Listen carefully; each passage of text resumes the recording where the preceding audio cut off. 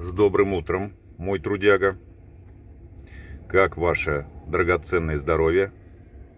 Вижу я, что на улице стало прохладно, мягко сказать. Все, окна замерзли. Посмотрим, что нам скажет температура за бортом. Так, включилась свеча накаливания. Так, это уже напрягает. Обычно свеча после минус 20 включается. Заморгала. Можно, конечно. Так, уровень масла. Окей. Можно заводить, пока свеча моргает. Ух ты. Ну, слава богу. Завелся. А это уже успокаивает. Хотя градусник показывает всего минус 15. Интересно. Или градусник нагрело автономкой, теплой кабиной. Ну, дорогой посмотрим. Свеча все еще моргает, значит, все еще двигателю помогает разжечь солярку. Так, проверить подачу топлива. Это уже к этому я привык. Но ничего, скоро ТО. И вся эта ошибка у нас пропадет, как только фильтра заменим. Так, что у нас показывает температура масла? Минус 10. Так, масло минус 10. Сколько у нас охлаждающая жидкость? Тоже минус 10. Стабильность. Друзья, не пугайтесь. Дребезжит у меня чайник здесь. Многие, наверное, подумали, ну все, двигатель у Мишани застучал, караул. Нет, я просто поставил чайник. Надо было его снять с плиты. А пока двигатель работает неровно, он немножко у меня тут дребезжит.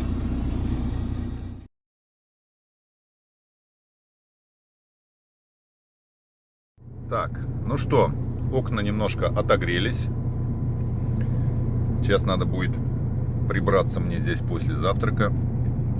Меня привлекло внимание Scania вот уже третий раз пытается подняться вот здесь. Вроде бы подъема нет никакого, да?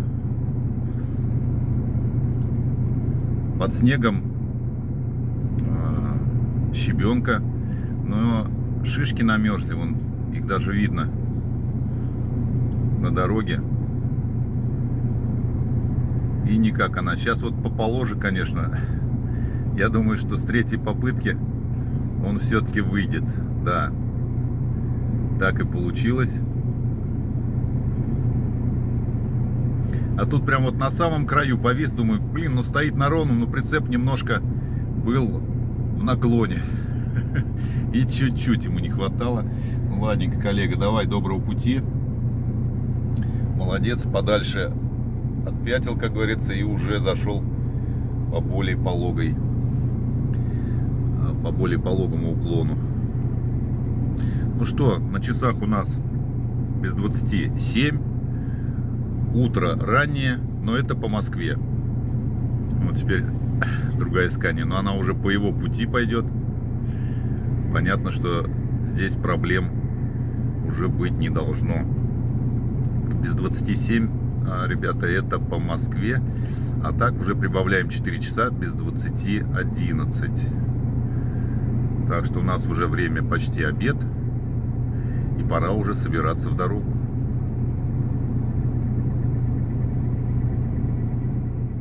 Друзья, всем самого добрейшего времени суток. Мы с вами находимся на 1123 километре трассы Омск-Новосибирск на стояночке с теплым названием «Закусочная у камина». Сзади меня как раз находится новый построенный отель.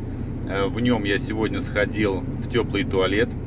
Вода, кстати, очень чистая по сравнению с многими стоянками, где вода вроде из скважины идет с примесью. Здесь нет, чистейшая вода и добавок немножко, правда, с примесью щелочи, что, как говорится, плохо дает смывать мыло. Но это мелочи.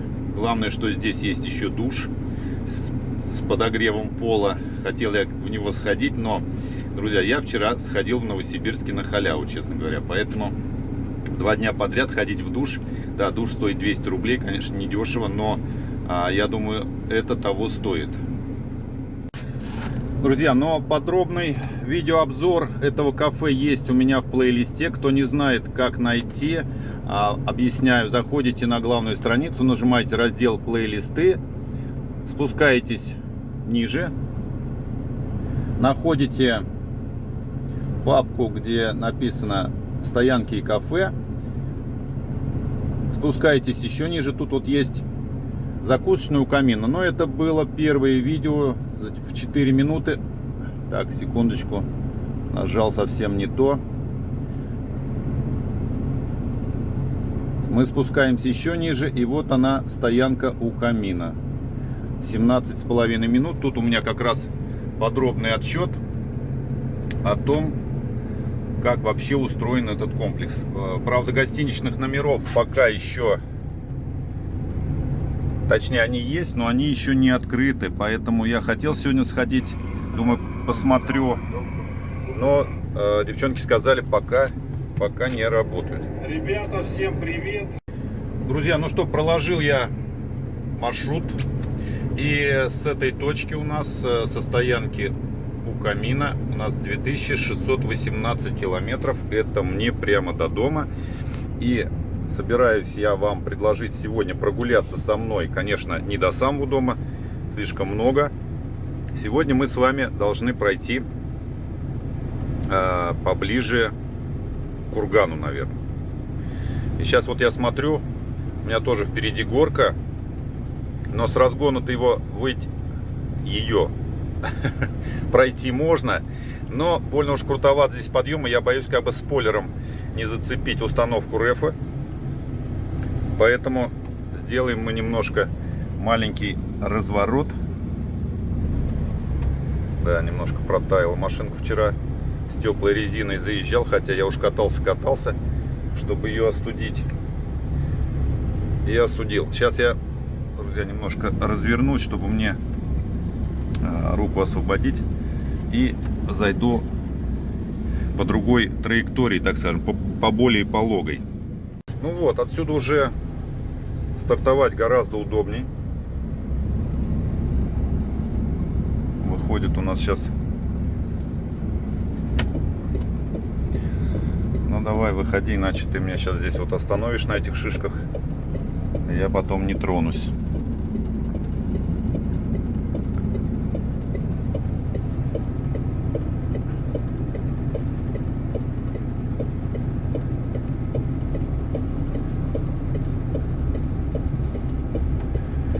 Так, вот здесь уже более полого, и надо немножко набрать разгон. Нравятся мне вот такие форды нового образца. Точнее, кабины у них пошли такие симпатичные. Чем-то смахивает немного на Volvo. Но есть и реновское что-то. И, наверное, еще и от Scania взяли. Да, выезд здесь немножко тоже с подъемом. Но хотя бы здесь асфальт. Хотя и асфальт бывает скользкий.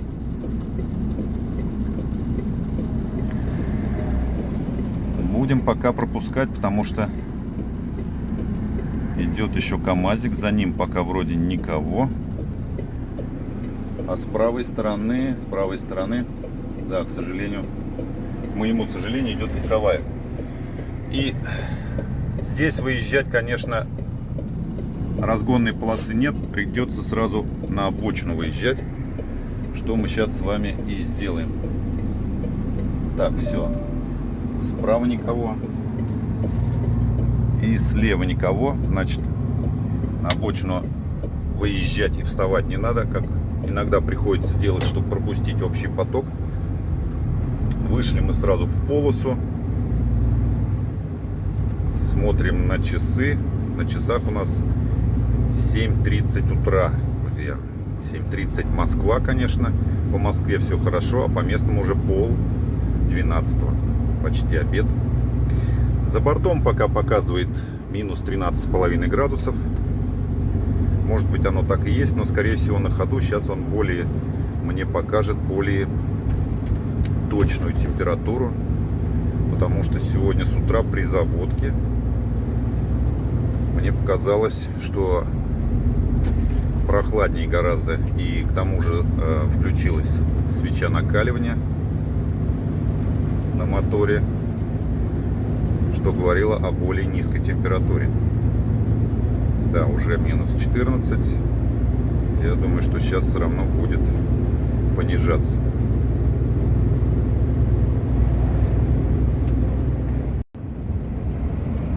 Да, пропустим Scania, потому что нам еще надо прогреть трансмиссию. Пусть и уже минус 15, но все равно рвать когти, как говорится, не надо. Ай-яй, как делают. Я Scania пропустил, а Renault заходила сейчас. Scania только разогналась, а Renault раз, ему надо было на стоянку. Ну ладно, обычно, когда ребята заходят, как-то безопасно. А это, смотрю, даже Scania-то пришлось тормозить. Конечно, не экстренно, но тем не менее. Рация у меня убавлена была. Наверное, тут был радостный такой приветственный лозунг: что ты делаешь? В ответ: я захожу на стоянку. Но это я так, друзья, шучу. Конечно, мог тут мат-перемат быть, поэтому рацию в основном всегда держу выключенную, когда особенно снимаю ролики, потому что велик и могуч русский язык, чего только не услышишь. Особенно, когда стоишь в колейке, в пробке в какой-нибудь, там любые темы. Но я согласен, как говорится, как сказать, дискутировать на эту тему. Но в каждом слове связка слов. Через слово связка слов. Ну, просто слов нет, одни эпитеты. Ну что, друзья, едем мы с вами сегодня, как я уже сказал, по маршруту Новосибирск-Москва.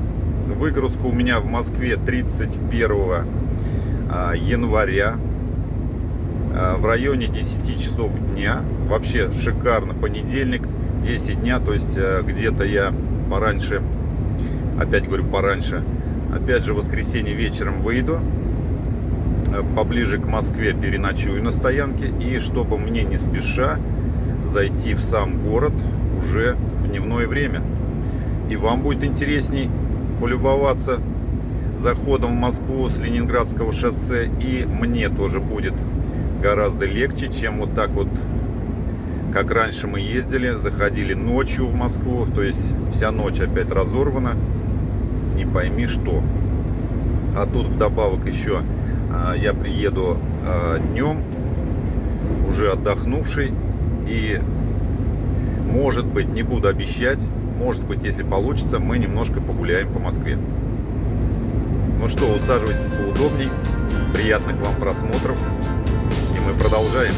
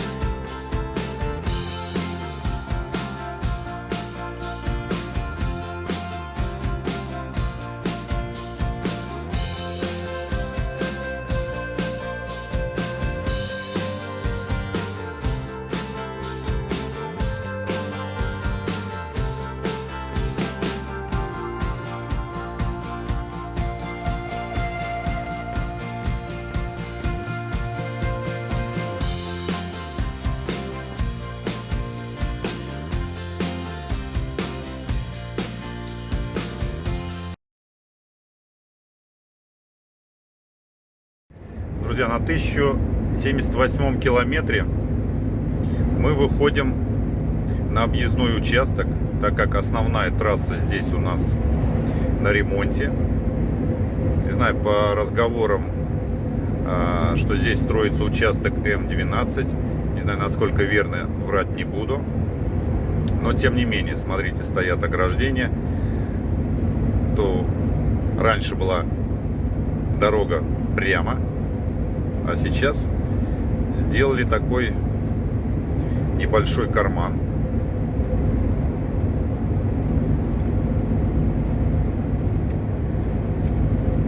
Но главное, что заасфальтировали хорошо. Можно ехать быстро, но ограничения тем не менее есть 50 км в час. И здесь есть участок, который, я бы сказал, не доделали. Там почему-то подушка, газон Next обгоняет. Там почему-то подушка просела, и асфальт весь такой бугристый стал. Или же в свое время просто не положили выравнивающий слой. Хотя второе маловероятно, потому что уж раз делали эту трассу, отчитывались за нее, тогда, наверное, все делали по технологиям. Ну, посмотрим, сейчас впереди мы этот участок увидим. Он, кстати, отмеченный. То, что неровная дорога, и поэтому даже ночью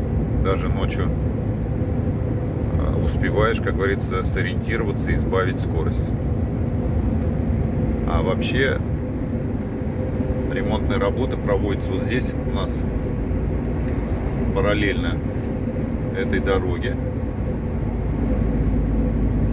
Технику, вот смотрю, тут немного, один экскаватор пока.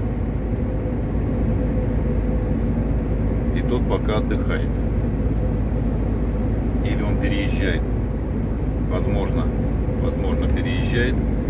Но смотрите, здесь вот убрали плодородный слой. Такое ощущение, что готовят не трассу, а настоящий аэродром.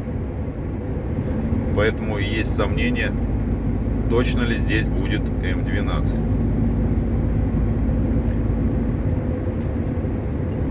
Да, выезжаем мы как раз вот на этот участок, про который я вам только что говорил. Но он тут небольшой, всего лишь, наверное, метров 200-300 максимум.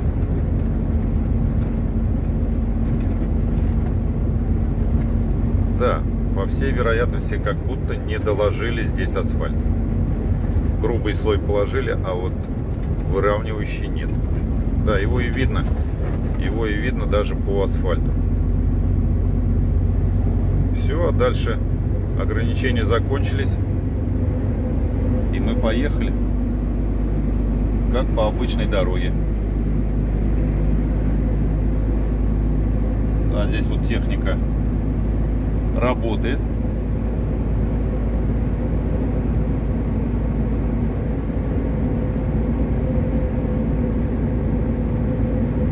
Готовят планировку, и я так понял, что уже положили даже асфальт, но его сейчас под снегом не везде видно.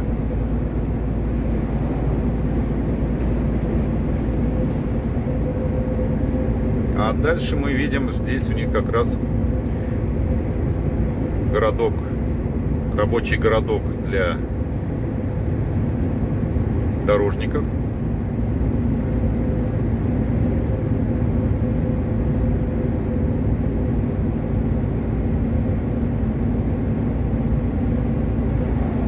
Даже смотрю, 3 флага. Здесь, наверное, многонациональные. Рабочая, трудовая семья живет. Блин, зеркалом закрыл.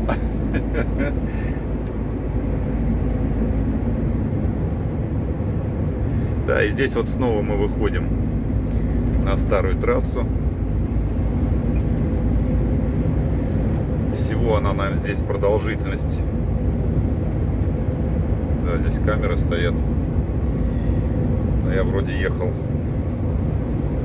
50 50 километров в час. Не знаю, посмотрим, придет ли письмо.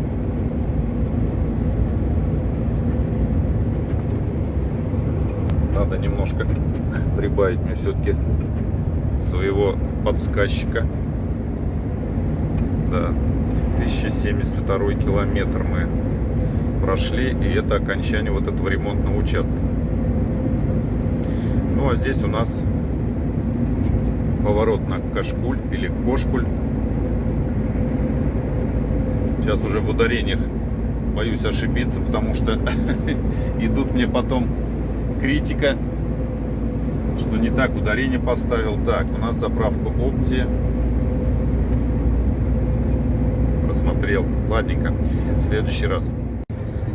Друзья, подходим мы к перекрестку, где есть поворот на курорт озера Карачи. Здесь ограничение 70, и здесь всегда работает экипаж. Так что, друзья, имейте в виду, не разгоняйтесь здесь. Не за скорость обычно тормозят, а на проверку режима труда и отдыха.